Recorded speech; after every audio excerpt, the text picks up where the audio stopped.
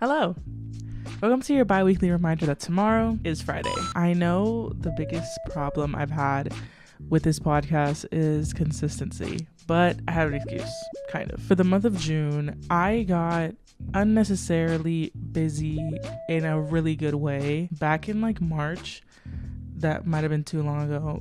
I want to say maybe April, I reached out to like a local like bar venue area. If you're from Miami, you know exactly what I'm talking about. It's called Zay. They were hosting an event called Buco Fest because a band called Buco Boys wanted to get a bunch of bands together, a bunch of local artists, and just have fun. I have been trying to like get a little bit more exposure and just get things more on my resume. If you don't know, hi, I'm a multimedia producer first, meaning like over anything. I will choose being a multimedia producer over anything else in this world, over being a podcaster, over everything. It's what I've loved to do since I was very, very small. I've always edited, made videos, took pictures, edited them. That's always been my thing since I was like literally 10. If you don't believe me, go ask my mom. And I was having a few gigs here and there, but I really wanted to take myself seriously and I wanted to do things that pushed me out of my comfort zone. And concert photography is definitely one of those things. Gonna get really annoying for 2 seconds, but when it comes to concert photography, it's just really, really difficult because the lighting is so inconsistent. You'll have strobe lights, blue lights, purple lights, red lights, orange lights, yellow lights. You'll have lights going on at different times. They're changing at different times. So you have to keep in touch with like your ISO and your aperture and things like that all have to do with the camera. And I just wasn't comfortable, especially to give to bands, to deliver to bands was always so scary to me. But these local bands, I've been to a couple of their shows before. I understood the layout. They seemed very chill. My boyfriend is like unironically one of their biggest fans. He wanted to go to this like festival thing that they were having. And I was like, you know what? I will go if I could work it. I didn't hear for weeks. And then finally I did. And I feel like in that time that I was waiting for Zay to respond, I reached out to pretty much every other local artist in Miami. And I feel like at the same exact time, they all said yes. So suddenly my June was already pretty packed with just some people that normally schedule me for certain gigs already. And then I had now all these local artists that were like, yes, we need a photographer. We want a photographer. Like, please be there for us. So all of a sudden I had to adapt. And I'm really trying to do well with delivering within like 1 to 2 days. One of the bands that I was shooting for, I told him like, hey, like just give me a week to edit. And he looked at me like I was crazy. And then I thought about it later and I was like, yeah, why would I deliver these in a week? You know what I mean? Like what artist is going to post about one of their concerts a week later? It's not going to happen. So then I panicked and all the work that I had before with all these other businesses and stuff, I pushed to the side and I made it my priority to deliver for like all these 5 bands, for all these local artists that I had said that I would be there for. But then the other people that I shot earlier were like, it's been like a month, like is my stuff going out? And it just made me feel really, really bad because obviously when you're a small business owner and someone comes to you saying they're gonna make a video, they're gonna do anything for you, you're really excited, and then you go on this person's page and they're clearly posting things that happened maybe yesterday or maybe last week, but they still have your content from 2 weeks ago or 3 weeks ago. And I felt really bad, and I think it was a really good learning lesson for me as someone who wants to take this profession seriously.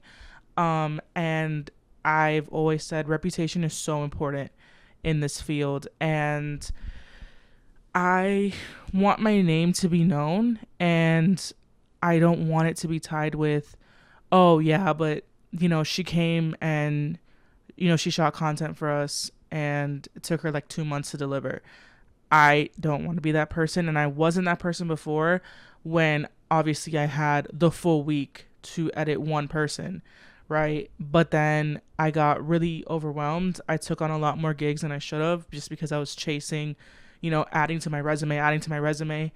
And I wasn't taking the time for myself. I was getting home at like 3 a.m., sleeping like until like the middle of the day because I'm exhausted, and then having a show that night, 10 p.m., leave at 3 a.m. And it was, my weekends felt like forever. And this is the first week where I really get to just like sit down and chill and relax. Granted, I am going to New Orleans for work this weekend. So really, I only had today to film and this week to edit and get this out. So yeah, I'm really sorry that I left this podcast on the back burner. When I first realized that I was late on this podcast, the day of that I was supposed to post, I was like, oh my God, I was supposed to post.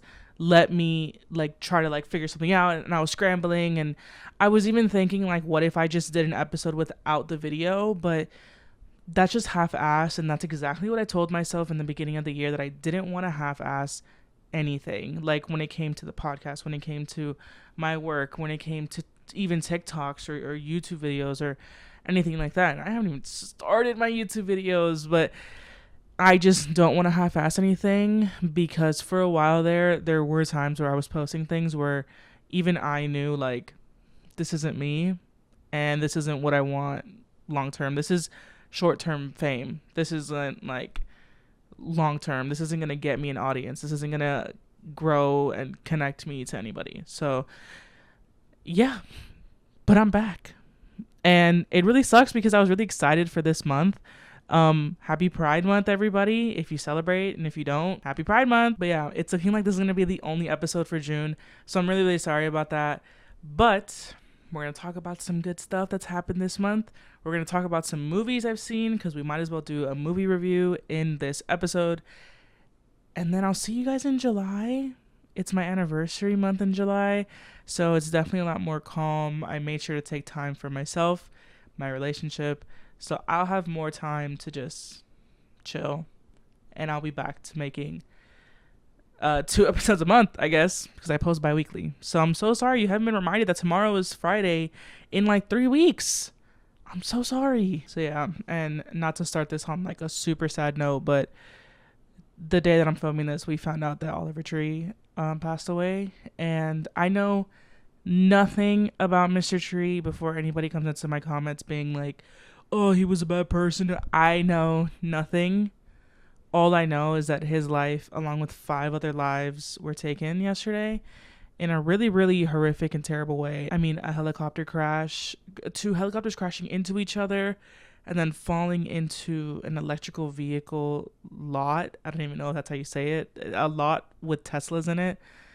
Obviously causing such a massive fire. I mean, such a scary way to go. And I know he's not favored by mainly Melanie Martinez fans, but I also thought we didn't like Melanie Martinez either.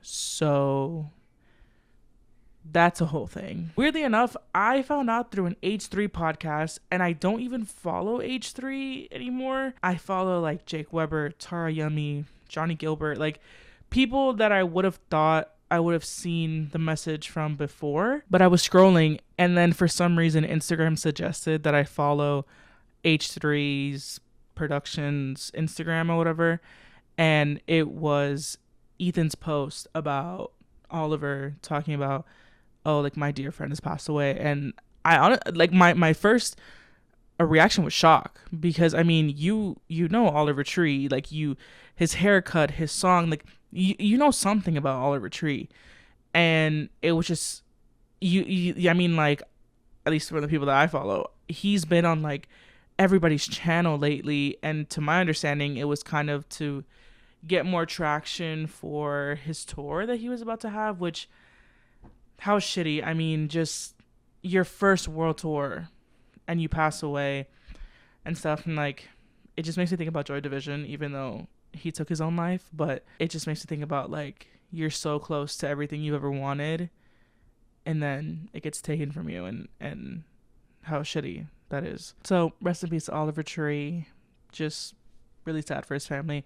I'm pretty sure Melanie Martinez also posted in his memory, but I'm sure people don't even care about that. They hate him for whatever reason they're gonna hate him for. But yeah, rest in peace. Moving on to another topic that we're not going to talk about because of why you think we're going to talk about it, because I don't know enough, honestly. Ariana Grande mentioned a few podcasts back that I'm going to her show in July, right? And I mean, I'm trying not to see too much about it, but of course it's going to come up on my For You page, on my timeline, without me asking, really. And now the number one talked about thing is how she looks and how she looks so sick and things like that. And yes, some of the pictures are so scary, but it really does make me think about Chadwick and how sick he was and how no one knew. And everyone critiqued his body, his hair, how he looked, his skin. And then he unfortunately passes away. And everyone's like, wow, like we were judging this about him, we were judging that. And it's like, Lord forbid, Ariana Grande is so sick that she cannot bring herself to look better, I guess. Or maybe she can't gain weight. Maybe something's happening behind closed doors that we have no idea about. And I feel like we just don't learn as a society to just like leave people alone. I understand from one thing, it's like, oh, you want to bring awareness because this is something serious. She doesn't look well. Her fans are very worried for her. But I feel like in some of the ways that her fans are talking about it, it's very mean, very just directly inappropriate almost. I mean, just to have like constant pictures and be like, look at this. Look at how she looks. She looks terrible. She looks ugly. She looks so sick. It's ugly. It's just like, wow, like she obviously can't control how she looks at the moment. You know, I can't control how I look right now, but it's like a really shitty thing that I'm saying. And I'm so 50-50. I see both sides. Honestly, I do understand the side of like, oh, she needs to get help. But like, also I see the side of like, who the fuck are we? Like, we know absolutely nothing about her. What if she is sick? What if what if she's completely aware of what she looks like, but she's so sick she can't do anything about it right now? And she's putting herself on stage and she's like, can't do anything. This is what I look like. And I'm going to be talked about it for however many shows the tour is going on for. It's just crazy. I don't know. I haven't really seen much of like show footage just because I don't want it to get spoiled for me. But from the small, like literally like 2 seconds that I've seen, people are saying that like she doesn't have energy, she just can't get up. And like, I don't know, I feel like we always talk about not commenting on people's bodies, yet it gets to points like these and we talk about people's bodies. So such heavy hitters. Let's switch it. Knicks in 5. I don't know what that means, to be truthfully honest. I was going for Knicks though. A part of me almost went for Spurs because for the Stanley Cup, everybody was going for Canes because they knew Canes was going to win. But I was like, you know what? No. Vegas got it. And look at where they got me. Canes won. I knew it was either going to be Canes or Avalanche. I'm not going to lie. So for the NBA, I really wanted to go for Spurs. A part of me was like, just go for Spurs. But I love New York so much that I was like, how is I not going to go for the Knicks? I kept up with it a little bit. Granted, I know nothing about basketball. But just seeing the excitement and how everybody celebrated was just like so insane. In the same way that like everybody celebrated for Mexico. Viva Mexico! 2-0. Yeah, now I'm a World Cup person. Hockey ended. Soccer's on. Get me the jersey. So yeah, now my next thing is soccer. I'm really excited. I know absolutely nothing. I'm literally learning this year. Funny enough, my boyfriend is super into soccer. Like his whole family is. And we got together 4 years ago. So there was a World Cup. Obviously it happens every 4 years. And I totally lied to all their faces. And I was like, yeah, I love soccer. And they took me to games, to the Miami games. And my boyfriend got me a jersey. And it was like a whole thing. And I knew nothing about soccer. I was actually pretty bored at all the games. And they would like stand up and cheer. And I'd be like, yeah. I knew nothing. So now it's been 4 years. And I finally confessed. And I told him that I actually know nothing about soccer. So he's teaching me about it. And I'm learning. And I'm getting excited. Especially because Mexico's in it. I'm really scared for game 2.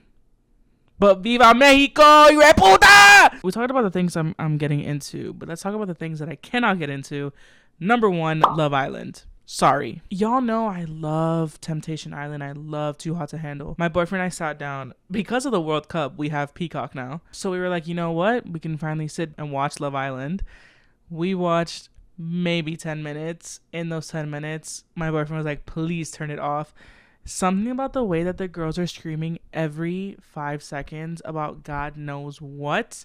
And it's like these really high-pitched screams too that are so just like over the top. Are you screaming like that because you're on Love Island or because you're obnoxiously annoying? Yeah, I really couldn't get into it, which sucks because last season I feel like was a season to like really get into the show. But I still didn't because I wasn't going to pay for Peacock. I pay for too much shit already. But now for the World Cup, we really were like, you know what? Let's get into it. I have some coworkers that were like, get into it. Like they're talking about the season. They're like, oh my God, there's a bet now. It's crazy. And like, I know about it just like I know about Euphoria and all that stuff because of my For You page. My For You page thinks I'm like into that. But no, I just I couldn't do it. And I'm so sorry. But props to all of y'all that love it. There seems to be a real community for it. I think it's really cool that you can like vote and it affects it in real time. I think that's really cool. But did you think I forgot about the link? No. Let's go read a submission. All right, this submission is from someone who is 22 years old. They say, when I was in high school, I had to babysit my siblings one night and my boyfriend was going to come over to help. He ended up canceling because his friends invited him to a party. 1, he was only going to know 2 other people since it was a house party from some kid from my high school. Why say you're coming to my house and then go to a party with my friends without me? I was so annoyed, so I got 2 of my friends who weren't going to call the cops to shut it down for me. He didn't even get all the way there until it was shut down LMFAO. I didn't tell him until like 3 years later. He got mad about it, but it was funny to me. Why go to a party without me? Honestly, yeah, period. Would I call the cops to get it shut down? No, that's crazy. I don't think... No, there's been a few parties that I know about that I've got shut down by the cops. But that is insane, though. Like, okay, yeah, you don't want to babysit. Girl, who does? But it's like, if you already said, yeah, babe, I'm going to go. Also, your boyfriend going to help. Girl. But yeah, if he already committed to go help you and go see you and then he switches to be a party, oh my God, the fight. No, not a fight, but he definitely would be hearing it from me. I mean, what? No, you can't just go to a party, especially it's like oh, like he knows you're not going, so like why does he want to go so bad? Oh no, this would have made me start a fight in a way that was so serious. Nah, because you're not gonna do that. Like, what the fuck? Oh, I'm pissed for you now. Oh, I'm so pissed for you now. What the fuck? Yeah, you know what? Good job. You know what? You did what I would have never done, which is call the cops. Good for you. Good on you, girl. Yeah, he can be mad about it all he wants. And the fact that 3 years later he's still mad about it, I would have started a fight about that too. So go ahead and do that too. You be there for your girl. And your girl only. Fuck a party. Some bullshit. Get on my face with that. Now this leaves everything. The next part of this podcast is going to be my movie review. So if you don't want any spoilers for the following films, I suggest you click off. Thank you so much for watching. I will see you in 2 weeks to remind you that it's Friday. Thank you so much for watching. Make sure you subscribe and like the video. For everybody else who wants to know my reviews on these films, roll the intro. All right. So honestly, in this time that I haven't seen you, I haven't really seen that many new movies. I feel like I've seen a lot of rewatched old movies in my opinion, but we're still gonna go through them because they're new to the reviews, duh. So the first movie I saw right after I spoke to you guys was Attack on Titan. Now, have I watched a single second of the series? No, but I'm not gonna lie, the movie was enough to gather the plot of the entire series. My boyfriend was like, if you really like the movie, you can come with me, like we can watch everything, like we'll watch it together. And I was like, yeah, sure. Watched the whole movie. I was like, I gathered the whole thing. And you know what? It ate. I gave it a solid like 4 out of 5 stars. It was really good. I mean, the plot is great. I can't even lie. A really good time. I had a great time watching it. I will say it did drag on a lot longer than I thought. And we had seats like in the B row. And thank God for AMC's reclining seats, because if I didn't have that, my neck would have been so sore. But yeah, really good film. If you haven't seen Attack on Titan and you don't want to watch the entire series, I really urge you to just watch the movie. It's really good. And you get like the entire plot right there. The next one I saw was a bit funny, but it was the Billie Eilish live on tour 3D edition or whatever. Listen, I don't mean to sound like that person. I might have talked about this in my last one, but I'm going to talk about it again. I knew Billie Eilish when she was Where the Avocados, and I knew Billie Eilish, and when Ocean Eyes was posted as a demo on SoundCloud, that's when I found her a little before then, because I promise you I remember that link getting posted, and then I remember my sister being like, do you know who this girl is? I feel like she's your vibe. And I was like, oh my God, yes. Watching it the entire time, all I could think about was, wow, like my sister and I would have really loved to go to this tour. When Billie was growing, she only had shows in New York and LA, which we live in none of those. And we really thought that maybe once she would come down to Miami. Miami's a big city. She was growing, but she never came. And I remember that first tour that she came to Miami, the tickets were so outrageously priced that we were like, it's literally not worth it. And then this last tour was the same thing, and it sucked because these tickets were even more expensive. Obviously, she's grown a lot more. And we were just so sad the entire time that I was sitting there. I literally texted my sister mid-move. I literally was like, don't care, get a second mortgage on the house. We're going to the show. I just really couldn't stop thinking about the fact that my sister and I would have really, really, really enjoyed the show had we had been there live. Such a good performance. I mean, I even cried at the theater. Have you heard her sing The Greatest live? It also felt really cool. I felt like I had like VIP tickets. Like I watched it in 3D and she was like right there. Girl, she was right there. Like it was honestly like a really good experience. I didn't think I was gonna like it because it was in 3D, but nah, that was fire. Next movie I saw was Tuner, which if you haven't seen Tuner, get your ass up and go watch Tuner. Okay? Yeah. I knew it was a short film and I couldn't go see it and I wanted to. And I was like, damn, I can't see it. And then someone had told me that it was like Baby Driver, but with pianos, because they saw it at the film festival. Hey, that person that told me that, you know who you are? Go back and watch the fucking movie, because it's literally not that at all. Such a good movie. It is my number one movie of 2026 thus far. Yeah, such a good movie. I saw it with my best friend. I saw it with my boyfriend. It was so... it's so good. I love low budget movies, but this wasn't even a low budget movie. It was just and the main actor, God, he's beautiful. Two, amazing acting. Loved it. The plot twisted. Mwah, such a good film. Go watch it. The next movie I watched was Backrooms, which I'm still determining a rating. I rated it a 3.5 on my Letterboxd, and I feel like that's pretty standard. I flop between 3 and 3.5. I'm like still watching a bunch of like not conspiracy videos, I guess, just like people breaking down the plot and stuff. And I'm learning more and more about it, and I'm pretty good on like 3 stars for the movie. People are saying that it was like, oh, it's the best movie ever. Like, it's so creative, and yes, the guy's very creative, but like, I don't know. I feel like there could have been a little bit more, to be honest. I don't really know how to explain Backrooms, like in a way that it makes sense, I guess. All I would say is, if you have an urge to see it, go see it. If you don't give a fuck about Backrooms, if you never cared about the lore or anything, you're good without it.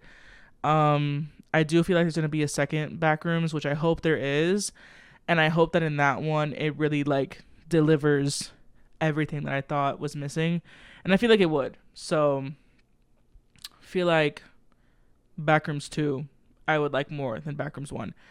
I fell asleep twice. I've never fallen asleep in a movie theater. But yeah, I don't know. The beginning was really, really slow for me. I understand that's the point, but I dozed off twice, and I didn't miss anything important for people to be like, oh, that affects your review because you didn't see X, Y, and Z. No, because even in the recaps that I'm watching, and even in like the theory videos that I'm watching, I didn't miss anything. Nothing happened because it was so fucking slow in the beginning. So yeah, the ending though, I was like I was like, that's all I could say. I was just like, crazy. crazy. The next movie I saw was The Amazing Digital Circus. I need you guys to please not judge me. I'm closing my eyes because I don't want to see the judgment, okay? I started watching that with my boyfriend when it was free on YouTube.